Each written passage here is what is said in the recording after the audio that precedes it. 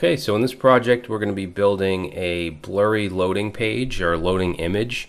So if I come to this page here, you'll see that the image starts blurred, and we also start with 0%, and then that goes up to 100%, and the image comes into focus. So you could use this to load just about anything. We're just doing a blur effect on the image, but you could load in your site. You could have any other elements in the DOM load in that specific amount of time from when we go to 0 to 100. And we'll have to map different number ranges to the 0 to 100 load. For instance, the image blur is going to be 30 pixels when it starts, and it's going to go down to 0 as we go from 0 to 100. And there's a Stack Overflow function that we're going to use to help us do that, to help us map one number range to another. Alright, so that's it. Let's get started.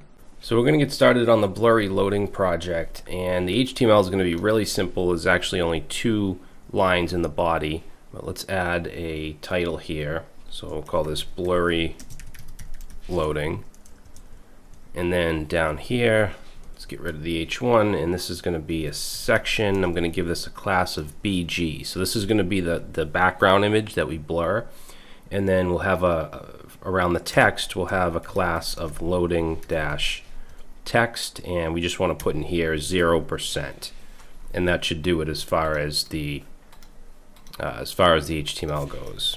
So let's jump into our style sheet, and there's not too much we have to do here either. I'm going to change the font.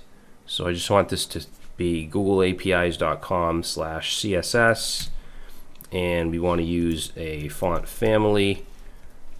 I'm going to use a family of Ubuntu, if I can spell family correctly. And then let's change down here, change Roboto to Ubuntu. And then this stuff can really all stay the same. We don't have to change anything here. We don't need flex direction column, but it's not going to hurt if you do leave it. Now for the background, remember we have that section with the class of BG, and we want to set a background. Actually, let's just use the background property and say we want this to be a URL, and the actual image that I'm going to use, I'm just going to copy and paste in. Of course, you can use any image you want. If you want to use this one, you can get it from the link from the repository. So let's make this have no repeat. Let's make it center on the X and Y axis, and cover for the background position. And we want to position this absolute.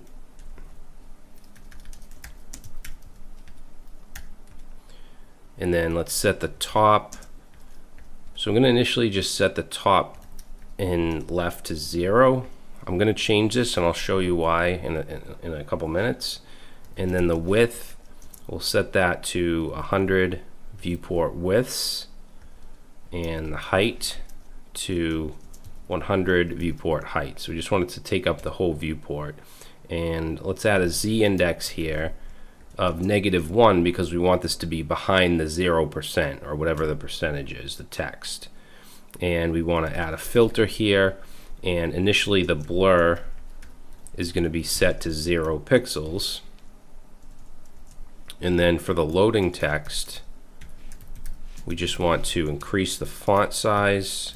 Let's set that, we'll set the font size to 50 pixels, and let's set the color to white. Really depends on the background image you use. Alright, so that gives us this. Now I just want to show you something. Because this is going to start blurry, and then it's going to make its way up, or make its way down, I should say. The higher the pixels for the blur, the more blurry it is. So if I put like 70 pixels in here, that's what it looks like. Now notice on the edges, this comes out quite a bit. So I actually want to fix that. I don't want it to come out that much. So for the top and left, I'm going to set that to -30 pixels. And let's also set the left to -30 pixels. Now if I do that, you're going to see there's less spacing on the left and the top, but there's more over here. So for the width and the height, what we can do is calculate. So we can use calc and just wrap this, and we just want to add 60 pixels like that, and now you can see that it's even on the left and right. We want to do the same for the top and bottom, so we'll do the same thing. We'll just calc, and we want to add 60 pixels here as well. And now there's not as much space. All right, so I think that that looks a little better. So let's put this back to 0 pixels.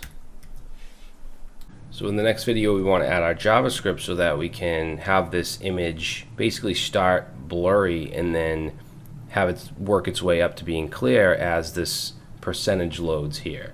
So now we want to work on actually having this percentage change. So we want it to go from 0 to 100, and then the background image is going to start blurry and then it's going to go to clear as this loads. So first thing, we'll just bring in the two elements we have, which are the load text. So let's say document dot query selector, query selector, and we have a class of text, or what we call loading text.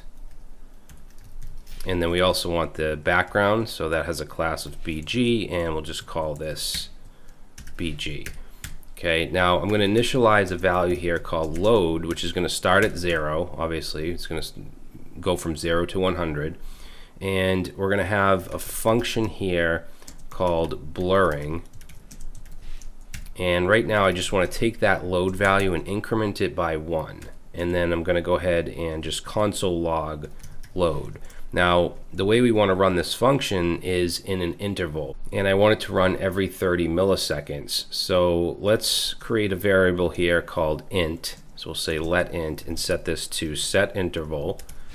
And the function we want to run is the blurring function, and let's say every 30 milliseconds. Okay, this is not 30 seconds, this is 30 milliseconds, which is very quick.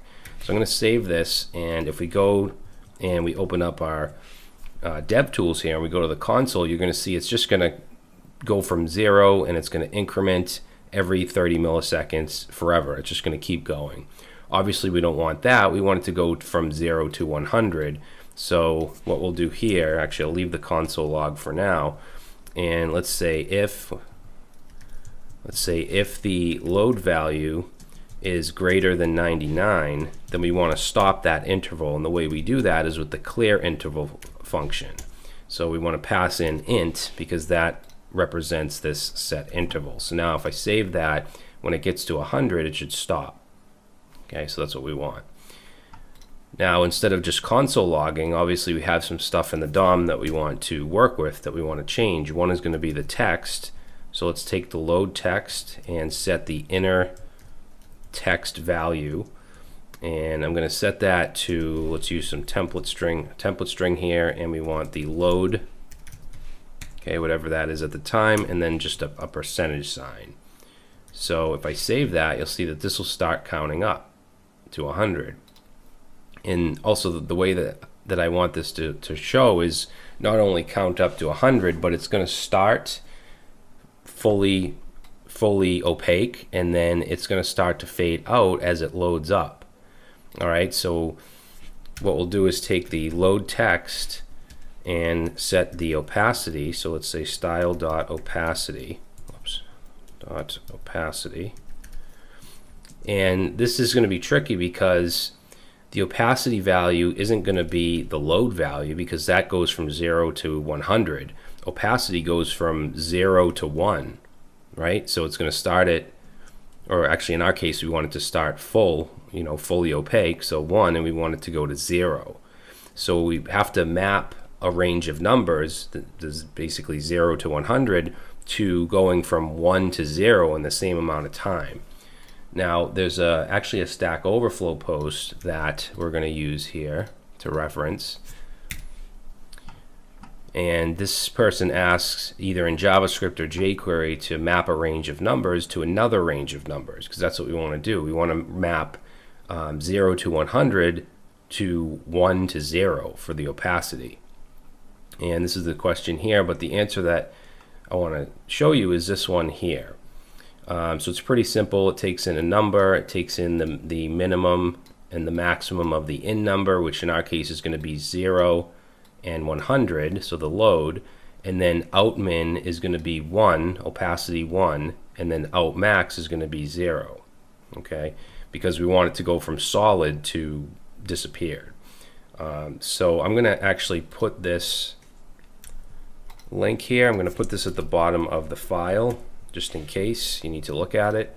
And then I'm going to grab this function here called scale, and we're going to put this right here.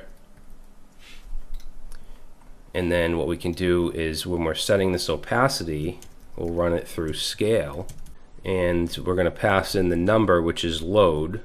So that's the amount of time that we want this stuff to happen. So when that goes from 0 to 100, we want to map opacity from 1 to 0. If we were starting invisible and going to opaque, then we would do 0, 1, but we're doing it the other way around. Hopefully that makes sense. So let's go to the page here, and I'm going to save, and this will run. And now you can see it's going to just slowly fade out as it gets closer to 100. All right, so this is actually a really handy little function. Let's put this, put this right up here so we know that goes with that. And Stack Overflow is great for little functions like this to do a specific task. Now we have to do the same thing for the blur, because I don't want the blur to be from 100 pixels. I want it to be 30. 30 is the max. So actually I'll just show you right here. If I set in the CSS, that's the max blur I want to do. I don't want to set this to 100 like that. So we have to map the 0 to 100 to 30 to 0, because we're going to start blurred. So we want to start at 30 pixels and bring it down to 0 when the load is done. So let's take the BG, the background, and let's take style. We want to do style.filter, and we're going to set that to template literal, and let's say blur. And inside here, inside blur, we're going to open up our variable syntax, our expression syntax, and we're going to call scale. And we want to scale the load just like we did with the opacity, and it's going to be from 0 to 100 for that load. And then we want the blur to go from 30 to 0 in that same amount of time that load goes from 0 to 100. So let's save that. And oh, I forgot pixels. So we have to have the number. You have to have px in here. So after this expression, we'll do px, and there we go. So now you can see that the background image is going to go from a blur of 30 pixels down to 0 in the same amount of time that the load goes from 0 to 100. Same thing with the opacity of the number. Alright, so that's pretty much it. And of course you could load in anything you want. I chose to do just an image and blur it in, but you could add other effects with stuff that you add to the HTML, that you add to the DOM. But that's it for this project. Let's go ahead and move on to the next one.